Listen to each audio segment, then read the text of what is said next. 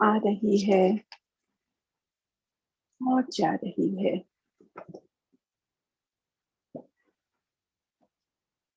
जैसे भी आपकी सांसें हो, उन्हें रहने दीजिए।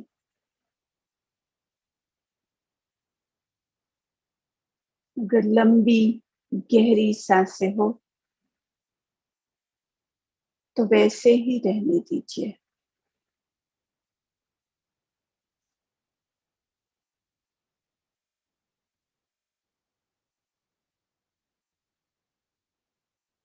और अगर शैलो छोटी छोटी सांसें हो तो उसी प्रकार रहने दीजिए।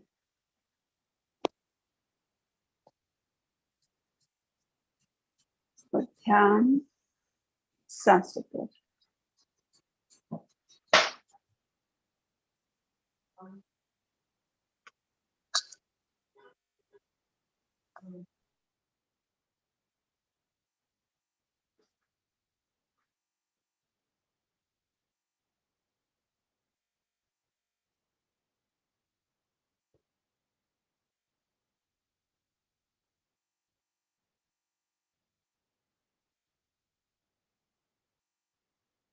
अगर मन में विचार आ रहे हो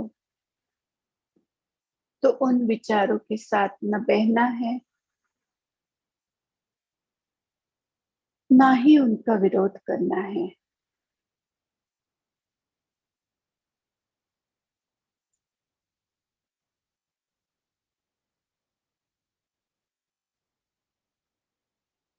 उनका भी केवल निरीक्षण ही करना है।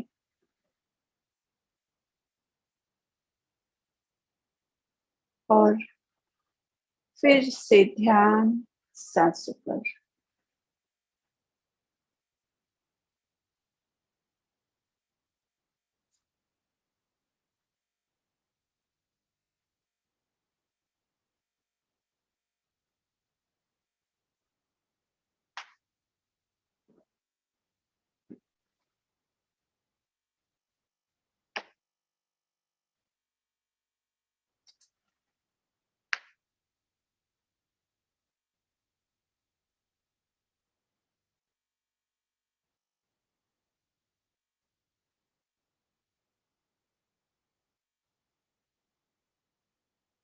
लंबी गहरी सांसें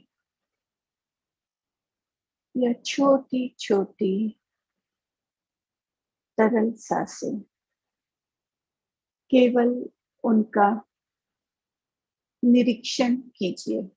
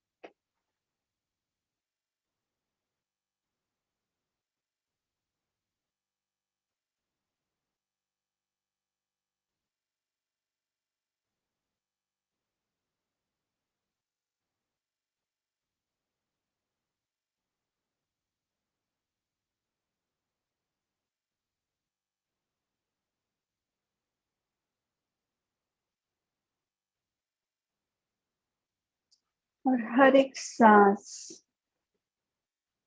आपको अधिक अधिक आपके भीतर ले जा रही है।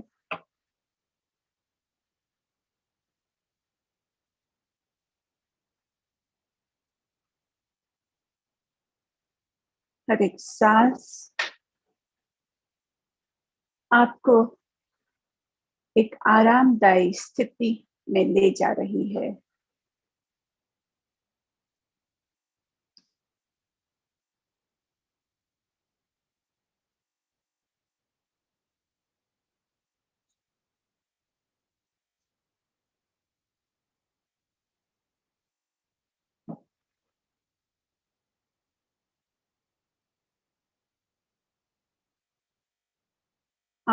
और आपकी सांसें।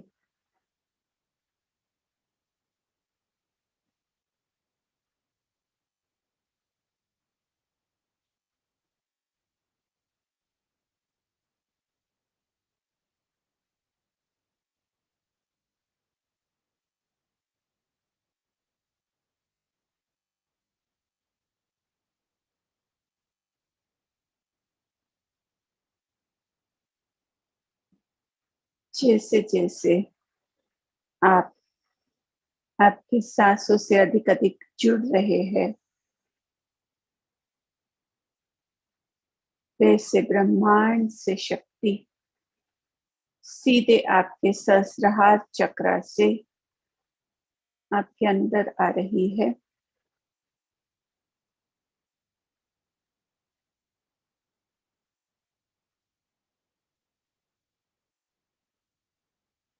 आपको पूरी तरह से रिलैक्स कर रही है।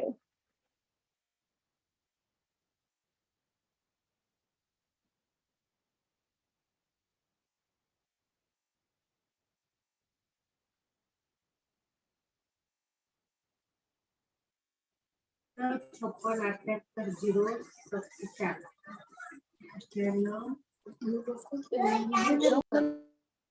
अपने आप को म्यूट रखें और ध्यान सांसों पे।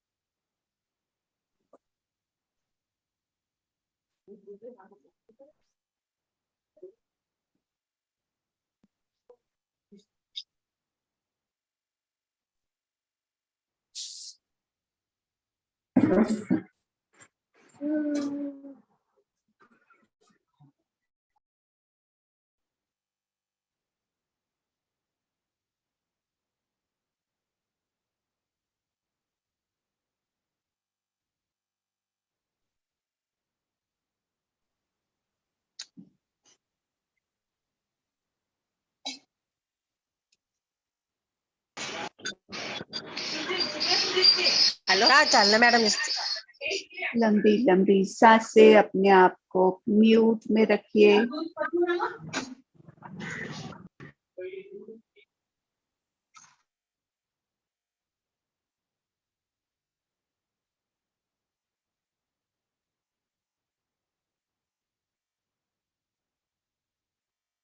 केवल आप और आपकी सांसें गहरी स्थिति में ले जा रही है। ये सांसें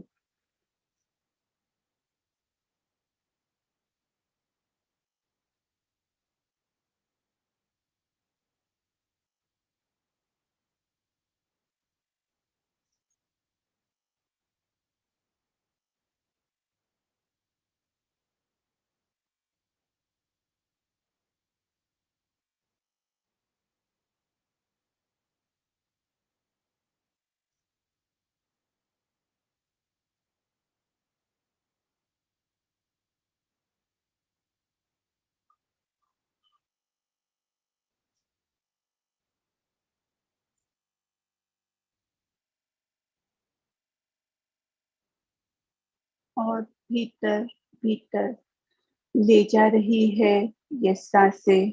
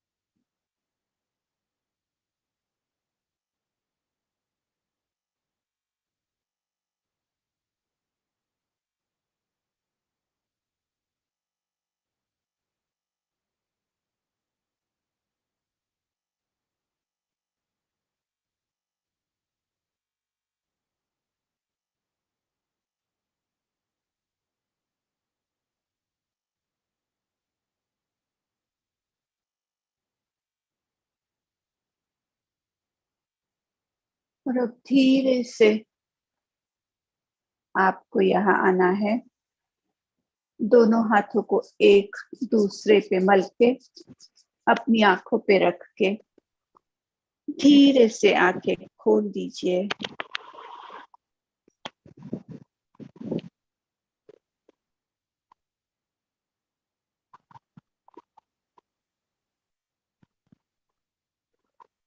क्या सबको मैं सुनाई दे रही हूँ? थम्स अप करके आप संकेत कर सकते हैं। अपना वीडियो ऑन रखिए। सब जब वीडियो ऑन रखते हैं तो हमें अच्छा लगता है, सबको सेफ लगता है। जी धन्यवाद, धन्यवाद।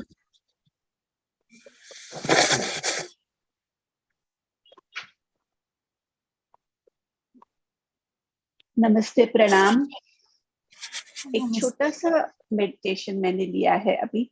हम बाद में जाके डीप बड़ा मेडिटेशन करने वाले हैं, तब फिर से थोड़ा आनापानासती करेंगे और आज का जो पितरों के लिए जो आशीर्वाद लेने के लिए मेडिटेशन है वो उसके बाद करेंगे। तो आज विषय है पितरों से क्या डर। कितने जनों को पितरों से डर लगता है, या ऐसे लगता है कि हमारे जो भी नए जुड़ रहे हैं उन्होंने अपना वीडियो, अपना ऑडियो म्यूट पे रखना है प्लीज।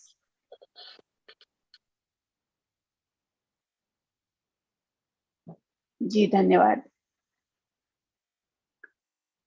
किस किस को ऐसे लगता है या किस किस ने ऐसे सुना है कि किसी के परिवार में अगर कोई प्रॉब्लम्स हो, कोई संकट हो, तो हमें लगता है कि हमारे पितृ नाराज है। हम सुनते हैं कि हमारे पितृ नाराज है। ऐसे होता है या नहीं? हाथ ऊपर करके बता सकते हैं। कई बार हम ये कहानियां सुनते हैं कि पितृ नाराज है, पितृ दोष है, या पितरों को हम ऐसी जगह में रखते हैं जैसे वो हमारे जीवन में कष्ट ही लाएंगे। इसका मतलब क्या है? इसका मतलब है कि हमें पितरों से डर लगता है।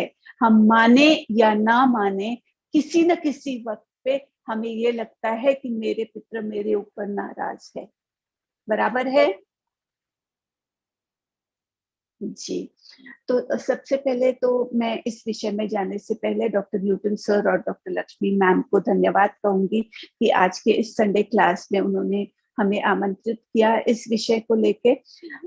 हाल ही में पितृपक्ष मनाया जा रहा है, इसलिए मैंने सोचा कि क्यों ना हम ये विषय ले कि पितरों से हम भय कैसे निकाल सकते हैं, या हम क्या कर सकते हैं कि हमारे पितरों को तृप्ति मिले।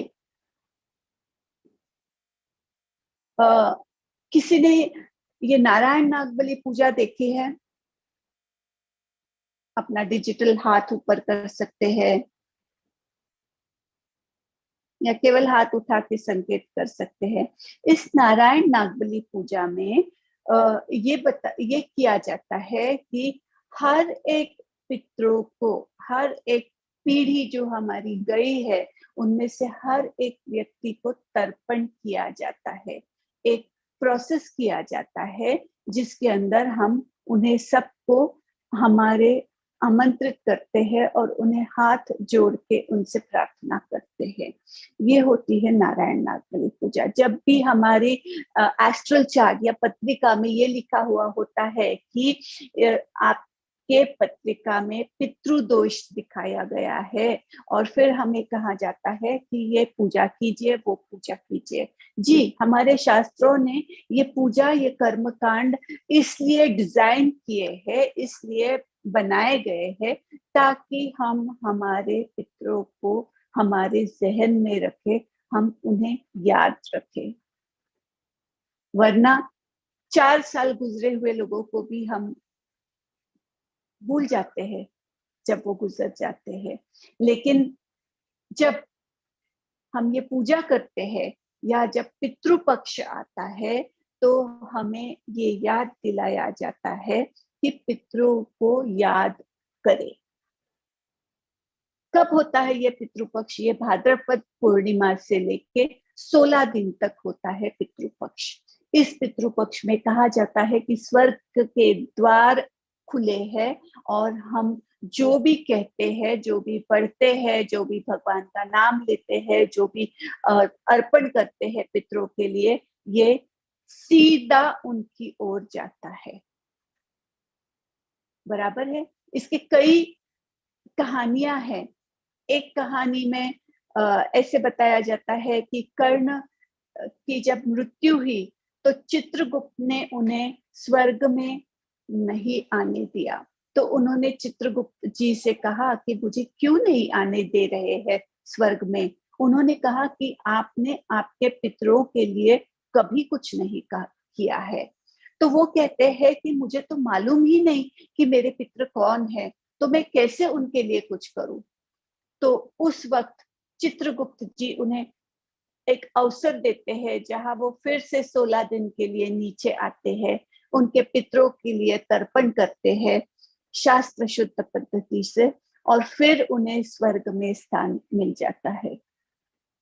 दूसरी एक कहानी ऐसी है कि पितृगण एक बार स्वर्ग में जाते हैं विष्णु भगवान के पास और विष्णु जी से कहते हैं, विष्णु भगवान जी से कहते हैं कि हमें हमारे प्रियजनों से मिलना है, हमें उनके हाथ का खाना खाना है।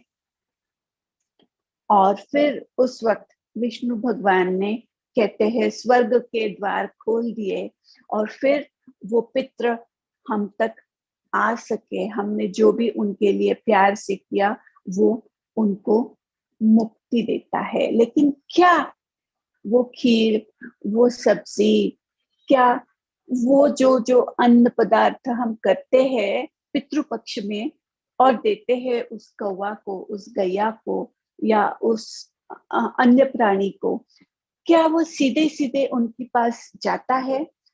ये देखने के लिए तो हमारे पास कोई शस्त्र नहीं है। हमारे पूर्वजों ने ये कहा है और हम ये करते हैं, लेकिन ये प्रूव करने के लिए, इसका प्रमाण देने के लिए तो हमारे पास बिल्कुल ही शस्त्र नहीं है। क्या क्या करते हैं लोग पितृपक्ष में? कोई लोग तर्पण करते हैं, कोई लोग श्राद्ध करते हैं। श्राद्ध का मतलब क्या है? श्रद्धा से जो भी हम करते हैं। कोई लोग दूसरे लोगों को खिलाते हैं, डोनेशंस देते हैं। कई लोग दीपक जलाते हैं उनके प्रियजनों के नाम से। और आज क्यूएलयू में क्या हो रहा है? हम बना रहे हैं बिल्व वन। बिल्व वन बना रहे हैं पूर्वजों के मेमोरी में, पूर्वजों की याद में। क्या हम आने वाली पीढ़ी के लिए सबसे अच्छा काम कौन सा कर सकते हैं? वो काम है पेड़ लगाना। क्योंकि पेड़ लगाने से जो प्राणवायु मिलता है उसी के ऊपर निर्भर है उनके आने वाला समय। तो इस वजह से हम आज क्यूएलयू में हमारे पुरखों के लिए लगा रहे हैं बिल्व पेड़। अब ये जो पेड़ हम लगा रहे हैं, या कोई भी कहाँ भी कहीं भी ये कर सकता है कि आप अपने प्रियजनों की याद में पेड़ लगा सकते हैं। क्या आपने कुछ न कुछ किया है आपके पूर्वजों के लिए इन दिनों में? किसने किया है? आपका डिजिटल हैंड ऊपर कर, हाथ ऊपर कर सकते हैं।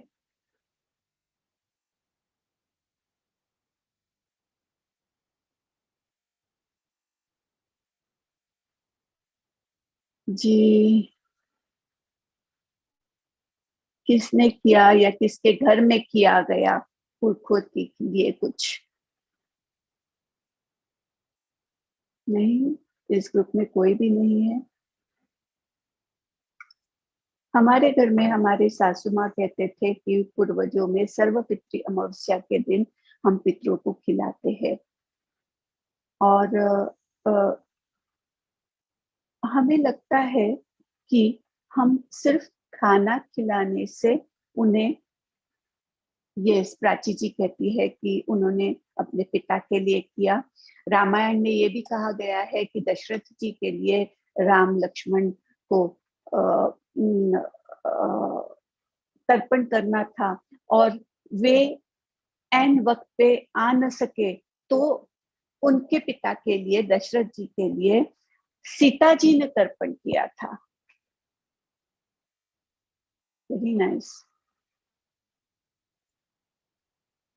तो मेरे प्यारे दोस्तों, यस, ज्योति जी कह रही है उन्होंने किया है। Very good. और कोई कुछ शेयर करना चाहे?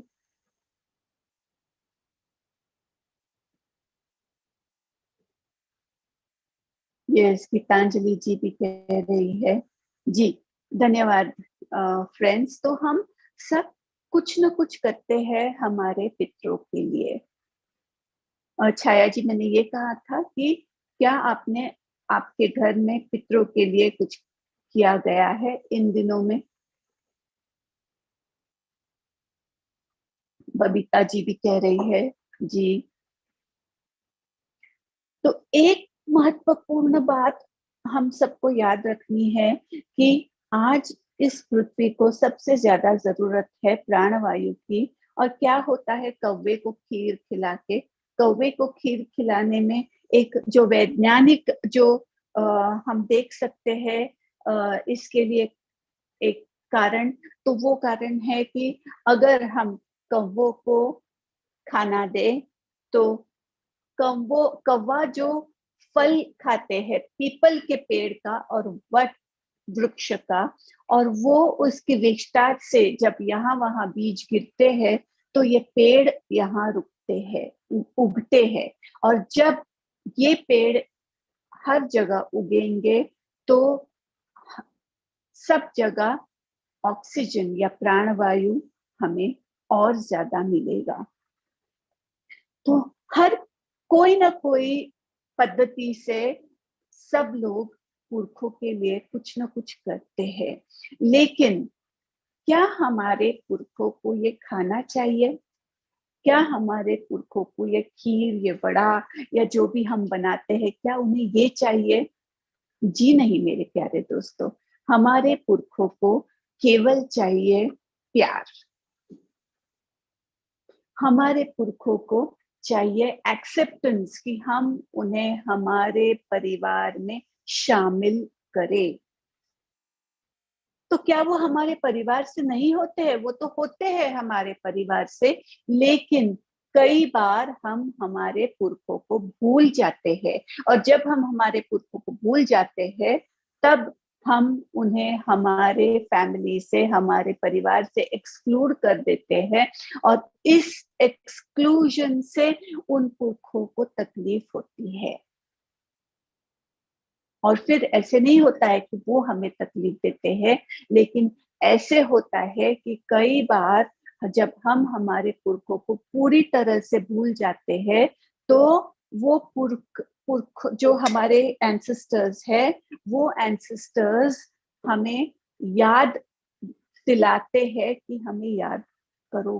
कई बार वो हमारे सपने में आते हैं, कई बार हम उन्हीं के नाम का किसी को जानने लग जाते हैं, या कई बार ऐसे होता है कि जो प्रॉब्लम या जो नसीब उनका था वो नसीब हमें या हमारे आने वाले पीढ़ी में दिखाई देता है। उदाहरण अर्थ, अगर किसी के परदादा ने आत्महत्या की हो तो ऐसे होता है कि आने वाली पीढ़ी में किसी लोगों को ऐसे लगता है कि वो आत्महत्या करे। या अगर हमारे पुरखों में किसी ने ये किया हो कि वो उसे कहते हैं black sheep of the family. Black sheep of the family यानी जिन्होंने कलंक लगाया हो, हमारे परिवार का नाम पे पट्टा लगाया हो। ऐसे अगर लोग होते हैं तो ऐसे व्यक्ति को हम याद नहीं रखते हैं, हम भूल जाते हैं। और इन्हें क्या चाहिए? इन्हें केवल दो शब्द याद रखिए, प्यार और स्वीकृति। We just have to remember them. हमें उन्हें याद करना है वो हमारे हैं, ये हमें उन्हें एहसास दिलाना है और हमें उन्हें प्यार देना है। जब हम ऐसे देते करते हैं, ये देते हैं, तो फिर वो पुरख जो वो एंसेस्टर्स जो होते हैं, वो पितर जो होते हैं, वो बहुत संतुष्ट हो जाते हैं। कई बार क्या होता है कि किसी का परिवार में अकस्मात मृत्यु हो जाता है, किसी वजह से उसने कुछ किया होता है या वो किसी दुर्घटना में आते हैं। इस वक्त हमें इतनी तकलीफ होती है उससे कि हम उन्हें भूल जाते हैं। कई बार ऐसे होता है कि गर्भ में किसी की मृत्यु हो जाती है, हम ऐसे आत्माओं को याद नहीं रखते हैं। कई बार गर्भपात होता है या किया जाता है, हम ऐसे आत्माओं को नहीं याद रखते हैं। तो इन्हें भी हमें याद करना है, क्योंकि इन्होंने हमारे परिवार में आने के लिए चाहा है। कई बार ऐसे होता है कि हमारे प्रियजन कोई ऐसे हो कि जिन जो पीड़ा से, बहुत ज्यादा पीड़ा से गुजरे हुए होते हैं, वो भी हम कभी सोचते नहीं है, हम याद नहीं रखते उसे। तो क्या होता है उससे उससे भी ऐसे होता है कि उन्हें हम एक्सक्लूड करते हैं, उन्हें हम छोड़ देते हैं, और उन्हें हमें बस हमारे परिवार में याद करना है, उन्हें प्यार देना है। दूसरा कुछ भी हमें करना नहीं है हमारे पितरों के लिए। कई बार आत्महत्या, जंग में मृत्यु, इससे पहले तो 80 साल पहले तो ऐसे हुआ है कि जंग में मृत्यु हुई है कई पुरखों की। कई पुरखों को ऐसी मृत्यु आई है कि जो हम आज के जमाने में सोच भी नहीं सकते हैं। हम इतने सेफ जगह में आए हैं, हम इतने सेफ जगह में जन्म लिया है हमने, और जब ऐसे लोग हम ऐसे मृत्यु हुई है हमारे पुरखों की, उस वक्त हमें केवल उनको ध्यान करके, उन्हें याद रख के उन्हें प्यार देना है। एक छोटी सी कविता पढ़ी मैंने परसों, वो मैं कहना चाहूंगी। उसमें वो व्यक्ति कहते हैं कि ना मैं बनूंगा कुत्ता, ना मैं आऊंगा तेरे घर बनके वो गैया, ना मैं खाने आऊंगा खीर बनके काक, मैं तो हूं तुम्हारे दिल में। मैं हूं तुम्हारी मुस्कुराहटों में, मैं हूं तुम्हारे किलकारियों में, मैं हूं तुम्हारे सक्सेस में, मैं हूं तुम्हारी यादों में। मेरे प्यारे प्रियजन, मैं हूं केवल और केवल तुम्हारे दिल में। क्या करना है हमें और क्या चाहिए उन्हें? उन्हें चाहिए सिर्फ ये बात कि हम उन्हें अपने दिल में रखें। और जब हम उन्हें अपने दिल में रखते हैं, तो उन्हें एक हमारे परिवार में समाविष्ट किया जाता है, हम उन्हें इंक्लूड करते हैं हमारे परिवार में। कई बार ऐसे भी होता है कि हमारे परिवार के किसी ने, कोई गुनहगार हो सकता है, कोई ऐसा व्यक्ति हो सकता है कि जिसके नसीब को हम एक्सेप्ट ही नहीं कर सकते, हम स्वीकार ही नहीं कर सकते। उनके लिए भी हमने क्या करना है? केवल और केवल प्यार, निस्वार्थ से प्यार जब हम दे सकते हैं हमारे पुरखों को, तो वो हमें बहुत आशीर्वाद, बहुत सारे गिफ्ट्स देंगे, और वो हमें बहुत बहुत प्रोटेक्ट करेंगे। तो क्या होता है, डर हमें मन से निकाल के हमें देना है प्यार। और हम वो नसीब क्यों लाते हैं जो हमारे पुरखों के का होता है? इसे कहते हैं अनसीन, अनस्पोकन लॉयल्टी। ऐसी लॉयल्टी, या लॉयल्टी के लिए हिंदी शब्द है वफादारी। ऐसी वफादारी जो हम उनके साथ करते हैं, और उस वफादारी की वजह से उन्हें जो तकलीफ हुई है, वही तकलीफ हम हमारे आयु में लाते हैं। वो दूसरा कोई करता नहीं है, ना ही हमारे पितर हमें शिक्षा देते हैं। हम उनकी ओर वफादारी की वजह से उन्हीं की तरह का नसीब लाते हैं। तो जब ऐसे होता है तो केवल क्या करना है, हमें हमें केवल उन्हें प्रेम देना है और स्वीकार करना है क्या हुआ था उनके साथ, स्वीकार करना है कैसे उन्होंने कुछ गलत किया था या कैसे उनसे कुछ उनके ऊपर कुछ गलत किया गया था। हमें स्वीकार करना है कि कैसे वो ऐसे आयु में गुजर गए, ऐसे आयु में चले गए कि हम उन्हें याद भी नहीं रह पाए। आज के इस विषय में मुझे ज्यादा बात नहीं करनी है, मुझे केवल मेडिटेशन देना है जिसमें हम जुड़ेंगे हमारे पुरखों से और हम उनसे आशीर्वाद लेंगे, हम उनसे गिफ्ट्स लेंगे और हम अपने आप को सशक्त बनाएंगे। तो क्या सबकी सब तैयार है?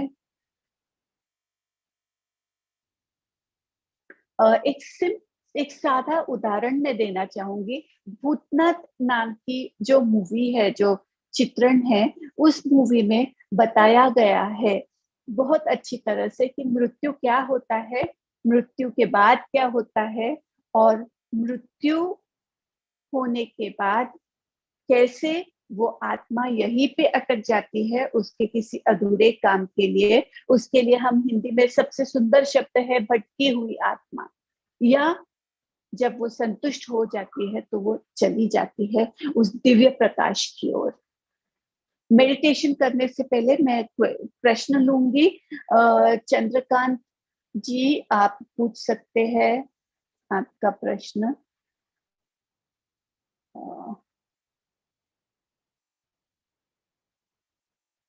जी, चंद्रकांत जी, आप अपने आप को अनम्यूट कर सकते हैं जी। नमस्ते जी। नमस्ते। मुझे पूछना था कि समझो अपने जो इधर से कोई गुजर गए और उन्होंने दूसरा जन्म लिया, तो उनके लिए सब कार्य करना चाहिए क्या नहीं करना चाहिए? उन्होंने तो अगर दूसरा कैसा पता चले, वो पता कैसा चले वो? जी, वो पता तो बिल्कुल ही नहीं चल सकता है कि उन्होंने दूसरा जन्म लिया है या नहीं लिया है। और उन्होंने अगर वो आगे की अपनी जर्नी